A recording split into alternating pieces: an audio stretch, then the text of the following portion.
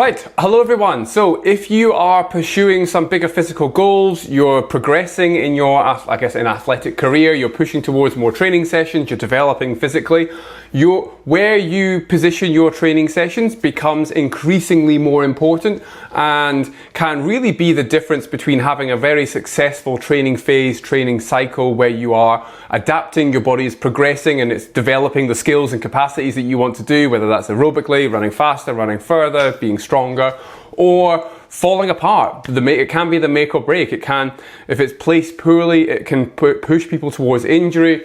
It can make you fucking hate training, and ultimately it can be a really important factor. So in this training, I'm going to be coming back trying to deliver something short and sharp that you find useful, and this is the adaptable athlete system. So this is how, literally exactly how I break up people's training programs, have a look at the different factors that are going involved, and I think it is relatively simple. I'm going to try and simplify it as much as I possibly can so that you can understand this, and if you are having to make changes to your program or you want to be able to tweak things, you've got the knowledge of like, right, what is this session delivering? What's it working on? What should I be doing after that?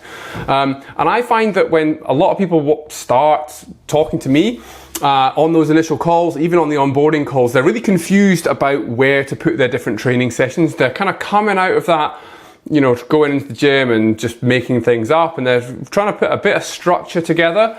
But the most toxic thing, or one of the most toxic things I find with social media is no matter what you're trying to do, some chump is going to pop their head up on your feed and tell you that it's the worst thing you could possibly do. So just when you're starting to get a bit of confidence, you're trying to do something, there's going to be someone coming in trying to put a contrarian point of view across and tell you it's a terrible thing, and then you start doubting yourself and you're really questioning what you should be doing. And when you start questioning yourself, you don't really give anything 100% conviction. The second one is that if you're not thinking about the structure of your training sessions, you're most likely going to be working not in the messy middle, but at this kind of like messy, moderate, hard level. So anywhere from 85 to 90%, you're kind of pushing things, but you're never pushing to 100% and really stretching yourself. You're also never really pulling back. And over time, that starts to build up this like layer of chronic fatigue, and you're never able to extract the most out of those training sessions. And that kind of leads on to the last one, is then when you're not fully committing to those training sessions, and you can remember in the back of your head when you were working really hard and you had those ones where you're like down on your knees, you feel guilty about pulling back. You feel like you don't deserve a recovery day or a recovery week or whatever that might look like, and you just keep pushing and pushing and pushing, and that's when we kind of start running into problems. So before I go on here, I would say my broad line, and I should have drawn a spectrum across here. If you were doing like 1 to 3 training sessions per week, this does not matter so much. It is when you start to get to 4 and all of a sudden you are doing more working days than rest days, and that starts to build up and you get towards 5, 6, 7, 8, 9, 10 training sessions per week. Often people will have done it as professional athletes. When you are moving towards that end, it becomes exceptionally important because you are constantly balancing the freshness and the fatigue, so how your body is responding to training, the amount of fuel that you've got on, when you need to perform. It is this like constant moving puzzle that you're trying to solve. But even if you are watching this and you're only doing a couple of training sessions a week, but you have aspirations of getting to more, then this becomes much more important. It will really help you understand things. So that's the first factor. Now, we're going to start off by having a look at different soft tissues, because they are the things that are going to be under stress and under strain, and we need to factor in how they recover here. So when we're looking at general exercise and we're prescribing exercise, we are looking at, firstly, along the x-axis there, the volume. So that is how much we're doing of a particular exercise. So it might be how many reps, how far, or how long that we're working for. Along the y-axis here, we've got intensities. This is how hard that we're working. It could be working close to failure in a strength lift. It could be lifting something exceptionally heavy for a couple of reps. It could be moving something very fast. It could be moving our bodies very fast. And then on this other y-axis here, the second y-axis, we've got the amount of time that on average this will take to recover. So this is a hyper simplified chart graph from Tim Gabbett, who's a relatively famous Australian researcher in this game. And if you want the more detailed version, then feel free to go and have a look at his paper. I can link it down below, or I can send it to you, but I really want to have a specific one here. So let's have a look at them. So firstly, we know a lot about how tissues can tolerate exercise loads. Just like we know a lot about how building materials can tolerate things. Stainless steel, we know the properties of that compared to aluminium. We know how it's treated. We know what it's going to respond to. And that is all very important. And your body is exactly the same, except the fortunate thing is that all of these things actually kind of biologically get stronger and adapt over time if we stress them adequately. So let's start off with having a look at bones. So we can see that a high intensity bone loaded things would be a big jumps. Now that is anything like going over high hurdles, repeatedly bounding and hitting the ground hard. It could be stepping off a box and dropping down and then going into a jump. Now these are hard movements and hard exercises, and if we don't offer them enough adequate time to recover, they can overload our bones. So we need to leave this for at least 48 hours. Now, not to scare anyone here, they're also absolutely fantastic for looking after bone health. So when we provide that shock or that stress to our body, that is what's going to promote more bone remodeling, and then hopefully in later life you are going to be more resistant to things like osteopenia and osteoporosis. Then if we have a look on the other end of the spectrum here, that'd be slow running bones. So that'd be slow running, even just walking. Like these things don't take a lot out of that, and you can typically do a lot of them and have a relatively fast recovery. Then we're moving on to tendons. So if anyone is unaware what a tendon is it's what attaches your muscle to bone. So if I have a bicep here, I've got two tendons. Basically, I'm going to have a tendon attaching it down here, and I'm going to have a tendon attaching it up there. Now these are not necessarily contractile, like a muscle can lengthen and shorten, but they do have a bit of stretch to them, and they are incredibly strong, or they can be incredibly strong, particularly things like our Achilles. So if we did the same types of jumps, going over hurdles, that also has a high cost to our tendons and requires a longer period to recover. Then if we look at high volume jumps, so if anyone's on this Evergreen Athlete program, you will have done a pogo of some sort. You might have done some deep tier jumps as well. And we will do a lot of reps of them because we're trying to work on your rhythm. We're trying to work on a couple of other properties within that as well. And these require less time to recover because they are not as stressful on those tendons. The tendon does not get as much strain, and you can see it's roughly 24 hours. Another thing that is very hard on our body is sprinting. So I've used muscle up here, although that kind of can be encompassed in all of them. Sprinting is well known to be one of the hardest things our bodies can do. It activates a huge amount of muscle. It uses a lot of muscle, tendon, bone, and it requires a long period of time to recover. As a small anecdote, I'm aware that when at British Athletics, they would always take kind of stress testing, cortisol testing of their athletes, and they would find that some of their top level sprinters would take 2 or 3 weeks to fully recover after a competitive 100-meter sprint. Like that is how taxing it is for those particular individuals that are obviously well trained for that. Then we move muscle down into slow eccentric. So this is kind of commonly known as a negative. So imagine if someone is unable to do a push-up, come back up off the ground, but they might be able to control themselves back down to the ground. The muscle is lengthening under load, and we're doing something that is bigger, supramaximal, than we can push on the way back up, and that has a high cost to our body. And you can see it takes typically a longer amount of time compared to a concentric muscle action, which is kind of on the lower end, kind of 24 to 36 hours to recover. So that would be, if you imagine a bicep muscle shortening, that would be classed as a concentric muscle action. And then the last one is an isometric muscle contraction. So if anyone has been through any rehab, which is pretty much everyone at some point here, you'll notice that a lot of the rehab protocols start with these isometric muscle contractions because you're able to get some stress or training load into that muscle. It has a very low cost, and it's typically pretty safe to do, amongst other benefits of like reducing pain and making you generally feel a bit better, and you can do it quite frequently. So those are the key buckets for tissues. Now, the grenade in all of this is something called your system load, or your central nervous system. So that is your brain, your spinal cord, the nerves, everything that kind of connects your body. And I would really think about this as almost like the chief commander of your body. And that'll be using information specifically from the brain going down, but it'll also be bringing in information from those soft tissues. And it's like a gatekeeper. So if we do a lot of sprinting, for example, or high intensity based training, so that could be like 400s that you're doing flat out. It could be 5-a-side football game, really short intervals. Tabata would be one when it's done properly. When we do that, it has a high cost, and our brain and central nervous system typically knows that our body has worked very hard and wants to safeguard it. So it suppresses what we can do. It suppresses how fast we can run. It suppresses how strong we are, so that we are protecting our body, to protect it from potential injury down the line. And that requires, again, long periods of time to recover. The second one would be like a low intensity training. So this is one of the reasons why zone 2 or aerobic based work is so popular for endurance athletes, because you can typically get a lot of it done. It'll have a relatively low cost as well. So those are like many of the different things. It's not a completely exhaustive list. I've deliberately left off ligaments there and cartilage, but I think this is a fairly good list of the important things when you're trying to design a training program. Now you might be looking at it and going like, right, how the hell am I going to remember those 10 items? And I don't think you need to. I would just bucket it. So I've replaced this with some exercises to make it easy. You've got your red. It requires 2 to 3 days more recovery between it. And it doesn't mean you can't do anything after that, but you don't want to do the same thing again. Then down the green one here, we've got things that we can do every single day, sometimes twice a day, maybe a bit longer here. It's our green bucket.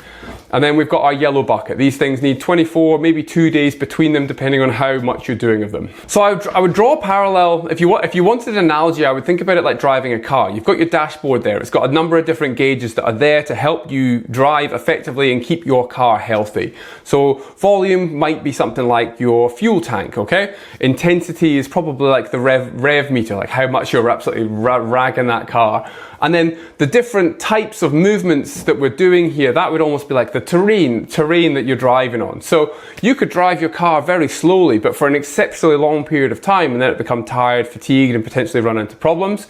You could drive your car like a maniac, start doing donuts round roundabouts and reliving your youth and run into problems pretty quickly. Or you could do a bit of a combination of the both, but you're doing it over absolutely dreadful terrain up and down hills and it starts to run into problems. Like, there's no perfect answer to any of this.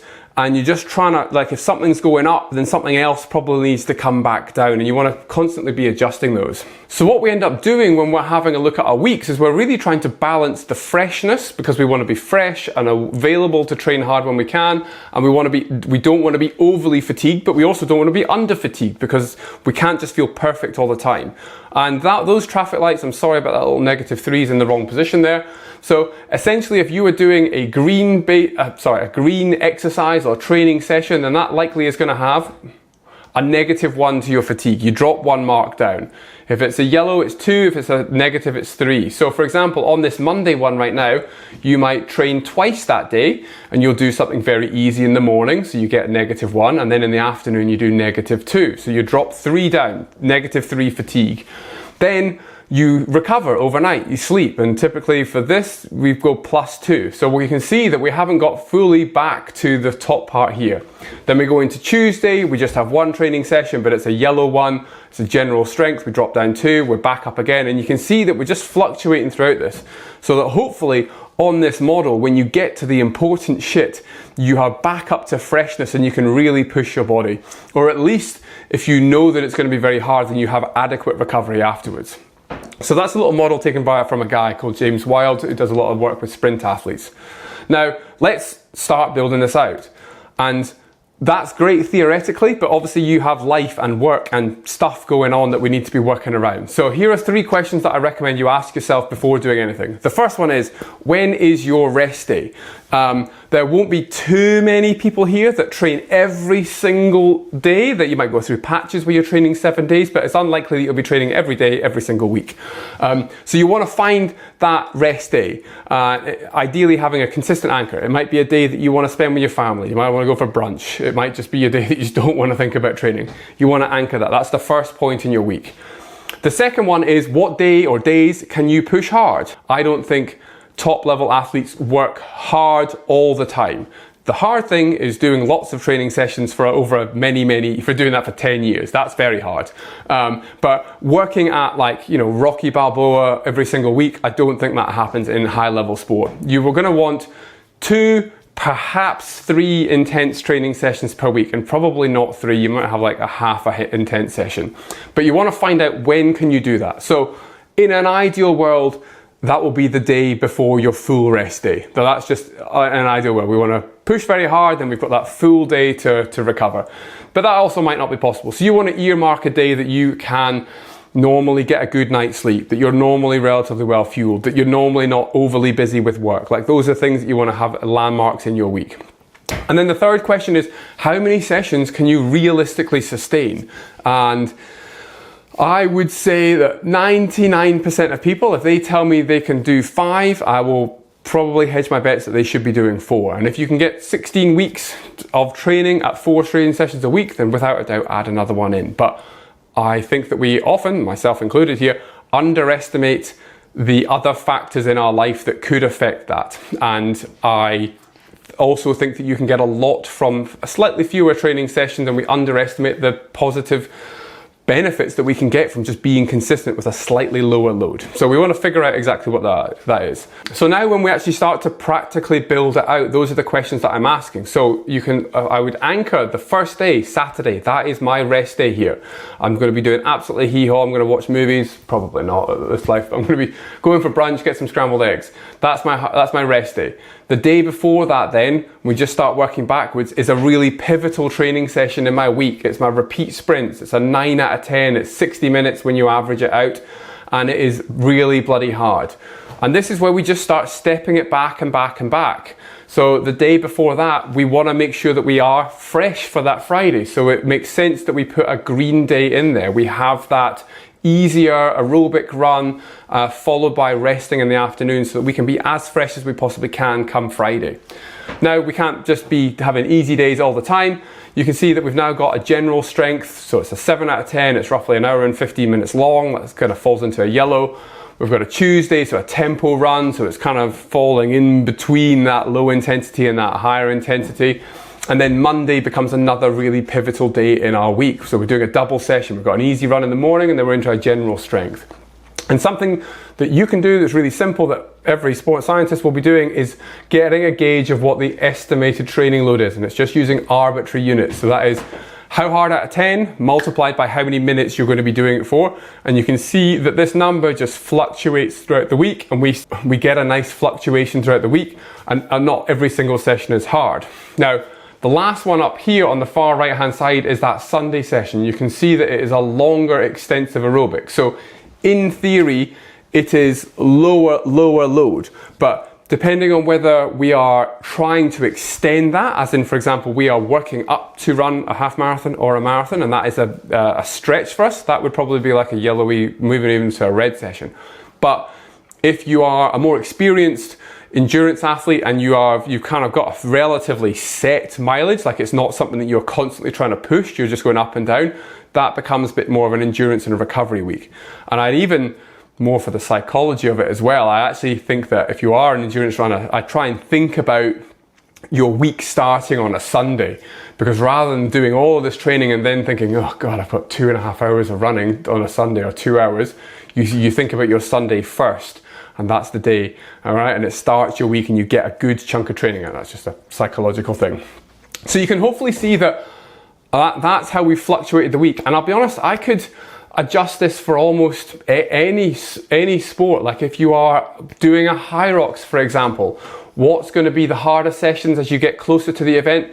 These would probably be your like event simulations where you're doing what is effectively like a WOD. You're doing high intensity, you're running hard, you're down onto a sled and you're running hard. That would go there. That would be another one over here as well. Perhaps if I was looking at a particular, just a strength athlete, like for myself, like a weightlifting, like for me, like Monday is typically a very hard day. So I do big lifts, I lift heavy, I do fewer reps. I then move into like, I go to the track and do some running, which is slightly lower for me because I can't run very fast. And then I've got some kind of bodybuilding based work, and then I come back in and towards the end of the week, I'm lifting heavy. And this format can really be used no matter what sport you're working with. Okay, so I hope that you enjoyed that. You've got an understanding of the different demands that tissues are going under, the central nervous system. You've got an understanding of how to kind of very crudely estimate the cost of these things and to be able to forecast what your freshness and fatigue is. And you've got that, which you can screenshot as well, a way of planning out your weeks. If anyone has any questions, I would love to know them because that will help me design more of these, and I hope you found that useful.